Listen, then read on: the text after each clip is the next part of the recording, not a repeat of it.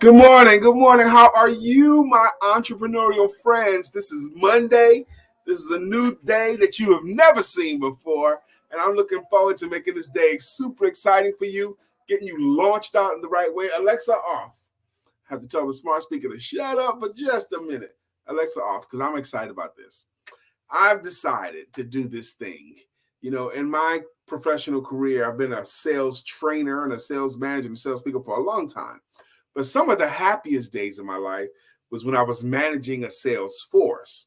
Now I don't do that anymore, but I don't work for a specific company. I just work for myself. So now I had this idea. What if I just gave some tips and tactics on Monday mornings, call it like the launch?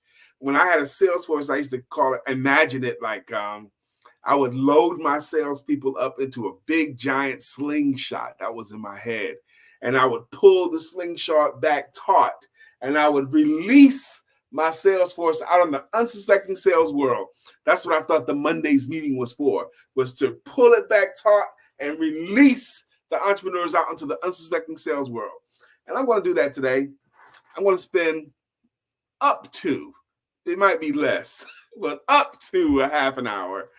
I'm talking about three things that, coming from my perspective, that entrepreneurs, I believe, should understand that helps them to sell themselves and their services better. That's what I do. I teach people how to sell themselves and their services better. So I want to give three quick tips today, and I'm giving it to you for free. Hopefully you'll share these tips. Hopefully you'll come back next week, Monday. Hopefully it blesses somebody that they learned something today. So if you're an entrepreneur or a business person, first off, you're in sales. Yes, you are, because new sales are the lifeblood of any business. You can have a million problems, but one sale makes you feel better. So embrace the fact that if you're an entrepreneur, you're in sales. Now, one thing that I need to help you with, part of my three tips, is being an entrepreneur and being in sales is not about a popularity competition. You're not trying to just be the most well-liked. That's not the game, okay? If they like you, good. You don't want to be offensive to anyone. You want to be pleasant to everyone. You want to be likable to everyone, but you don't have to be so liked that you're in their wedding. So entrepreneurs get tripped up on that. But more than how much they like you, I'm going to give you this. Can you and your services save them some time? With what you do you save your potential clients or your current clients some time? Are there any results that they can achieve faster as a result of working with you? If you can save them some time and they agree that working with you saves them some time in any areas of their lives, that's a good reason for them to do business with you. I'm encouraging you to spend a few moments thinking, what results could your clients get faster with your help than they would without your help? Is there any way that you save them time? And for most of you, there is, if you just get a little bit creative and put a little bit of thought to it. Talk about that more than how much you like them and they like you. Now, in 2023, sales are made different than they were in 93. Okay, sales are made different than they were 30 years ago when I first started. Sales today have a lot more to do with lowering your potential clients' risk. Can you lower their risk? Because one, they don't want to waste time, and they cannot afford to hire the wrong people. So if you're an entrepreneur, say you're a coach or a consultant or a landscaper or a massage therapist, no one wants to waste time hiring someone just because they say it, or just because they in business, or just because you happen to know them. They want their risk lowered. Can you lower their risk? How can you lower their potential risk of working with you? There are a lot of ways. And I want you to think about, how can you lower the risk in their minds where they feel more confident working with you, or they lower their risk and raise their certainty, which is the third point? Can you lower their risk or raise their certainty with the potential of working with you? Some ways to lower their potential risk is to have good, and I'm going to say plenty, of testimonials and recommendations. Testimonials, someone being willing to write something or record something about how good you and your services are. It might sound corny to some of you guys, but that still does matter today. It matters. If you say it, it can be doubted. If they say it, it's true. Can you lower their risk? Can you help them lower their risk? Can you give them a chance to taste test you? That's another thing too. It's hard for people to part with their hard-earned dollars without having had a chance to experience you as a speaker or as a coach. Can they taste test you? One thing you could do that's available to all of us to give your potential audience a taste test of you is to go live, like I'm doing right now. Give them a chance to hear your voice. Give them a chance to see how you move. Give them a chance to determine if you have any valuable content or not. Do they find value in what you have to say or not? By going live regularly enough, I'm not to the place where I'm going to recommend you go live every single day, although some people do that with great success. But I am going to say you need to go live regularly enough that your audience, your tribe can find you. That could be daily, once a day. That could be 3 times a week for you. That could be once a week for you. But you need to go live often, sharing. Now, here's the thing about sharing information, like I'm doing today, sharing content. The fact that you must figure out ways to convey that you save a client some time or help them achieve a result faster, how you have to lower their potential risk, and you have to raise their certainty levels, their confidence levels in you before they part with money. Me sharing any tip or any tactic, or you sharing any tip or any tactic that will help someone else, costs you nothing and gains you a lot. You don't lose anything by sharing. Some great speakers I know give away a lot of free content, a lot of really good free content, practically to give away their programs, giving them away to gain speaking opportunities that pay them very, very well. You must be willing. It's like a candle. Imagine a room with 1,000 candles in it. They all are standing upright and none of them are lit. They're all just standing there upright. None of them are lit. Okay, in that room, all around the perimeter of the room. And here you come in with one long stem lit candle. You could take that lit candle that you have in that room, provided there's no wind, and walk around that room and light every single candle with the same candle that you came in that room there with. And your candle that you had originally loses no flame, but what happens is the whole room gets illuminated. Now, I'm sure you've heard that example before, but some people try to hoard their stuff until they're paid. Today, I'm not going to teach anybody anything until they pay me for what they want, what I'm teaching them. I'm not going to share this content until they pay me. Doing it like that is like the person who says, if they start paying me more, I'll show up to work on time. It's the opposite. You have to give today. Give before you're getting paid. Yes, you do. You have to speak and teach and preach. You have to give value before you get paid money. Yes, you do. That's the game today. Give, and ye shall receive. That sounds like something I've heard before. It might be something that you've heard before. But I want this to be your Monday morning sales launch. I'm targeting you, my entrepreneurial friends, because people that are not tied to corporate don't typically get weekly meetings or regular trainings. They can hire a coach and consultant and things like that, which is a good idea. And I want you to do more of that. But a weekly Monday morning launch. Now, to me, Monday morning is the most important day of the work week, because typically to have a good week, you need a good Monday. You need to have the week start off the right way, on the right foot on a Monday. Today's a Monday.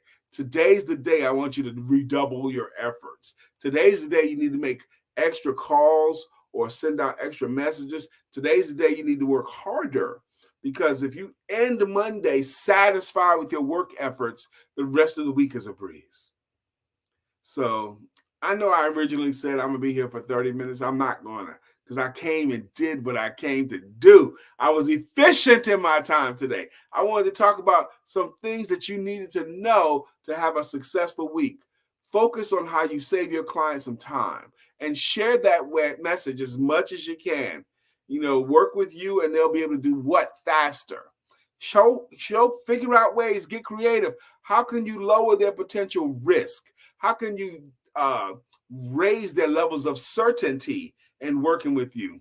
Sales manager in a box, Mr. Steve Gatter. I am so excited that you're here. He says, as a new entity in the marketplace, how can we reveal our competency? A free sample, some free consulting, sales manager in a box.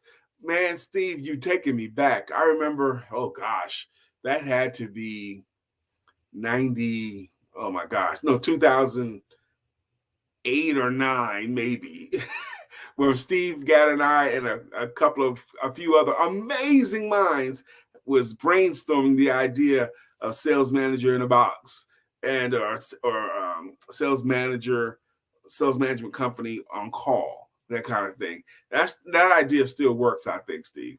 But my opinion about how to answer his question, as a new entity in the marketplace, how can we reveal our competency? A free sample, some free consulting. Yes and yes to those. And the other thing you have to do, I'm going to suggest, not have to do, as a new entity in the marketplace, you should speak more. You should speak more. You should get on platforms and speak. And today it's easier than ever before because of the thing called podcasts. I'm telling you, podcasts are low-hanging fruit. There are so many podcasts that have worked very hard to build up an audience. I use about 3 or 4 different podcasting resources to make sure that I can get on, 2, 3, 4 podcasts a week. Podcasts are fantastic because they build the audience, and you just show up and be the subject matter expert on whatever the subject is that you want to talk about. And because you tell them, I want to give a talk I speak on how to sell yourself today, or the way selling is different than the way it used to be, or what's the real deal today, or what's holding entrepreneurs back. Whatever your subject is, you can find podcasts that want that audience. Now, it's a little bit of work. You have to find the podcast, and then you want to make an offer. My name is Brian K. McNeill. I'm the sales confidence coach. I do this, and I published this, and this. That's the other thing you could do, Steve. But I'm going to suggest, to make it easy, a new entity in the marketplace should speak more. Speak everywhere. You can go to networking groups and give you a commercial. If you don't know how to give you a commercial, holler at your boy and learn what to say. If they give you 30 seconds or 1 minute or 2 minutes or 4 minutes, I'll teach you how to knock that out the box. But a new entity needs to give. They can speak more. They can post on social media, Brother Steve, instructions. 2, 3, 4 minute tip with them in front of a camera. This is something that costs them no money, only the courage and conviction to do it. Get in front of a camera and teach a step or a tactic. You see it all the time. A recipe even demonstrated how to do this, that, and the other. This is the game we play today. So they got to see you. And here's the other thing too. They got to see you more than one time, because they got to believe that you're in this game for real. So hopefully that was helpful, Brother Steve. Shirley DeJournette says, great tips. Shirley, I love that you found great tips in that. Steve agreed. He goes, be the guest rather than the host. Oh my gosh. See, he's gifted at making what I said succinct. Yes, Steve, I'm telling you, be the guest rather than the host. You can be the host if you want to, but if you're the host, you're also looking for guests. He goes, courage and conviction. A confidence coach. Yes. Now, Brother Steve, I got to tell you, I've someone asking me, and I've got 3 monikers. and I'm embracing all three of the monikers. I changed my company's focus 2 years ago. 2 years ago, I used to try to brand very personal sales coaching with the idea that I only wanted to work with the willing. I felt like if in groups I can impact improvement, but one-on-one I can create rock stars. That was my idea, and I wanted to do it in a very personal way. A couple of years ago, one of my mentors said to me, Brian, why don't you start asking people what do they get when they work with you? And I asked a bunch of folks, maybe 15 to 20 different people, what did you get out of your experience of working with me? And in the gig salad, the biggest word by far was the word confidence. Since I worked with you, Brian, I became confident in my ability to ask for money. I became confident in my ability to sell. I became confident in my ability to earn a living. So I rebranded myself the Sales Confidence Coach. And I like that title because it's descriptive enough, and it still feels good to me. The Sales Confidence Coach. I picked up two more monikers and I'm learning to embrace them as well. I love to perform and do my work in conference rooms. A room with 20 people in it, 50 people in it, 100 people in the room, 300 people in the room. But a conference hall, a meeting space like that. So the king of the conference rooms. I'm embracing that moniker as well. It's my comfort zone. It's my zone, my area of Zen, conference rooms. So I'm the sales confidence coach and the king of conference rooms. And then the third one is a new moniker that I've added to myself. Someone didn't call me this. I decided to call me this, but I'm hoping it'll catch on. But the new moniker is the entrepreneur's sales manager. The entrepreneur's sales manager. And I feel like once a week I come on and give a tip specifically aimed at those folks there. And so Brian K. McNeill, the sales confidence coach, the king of the conference rooms, and the entrepreneur's sales manager. That's three that I want to embrace.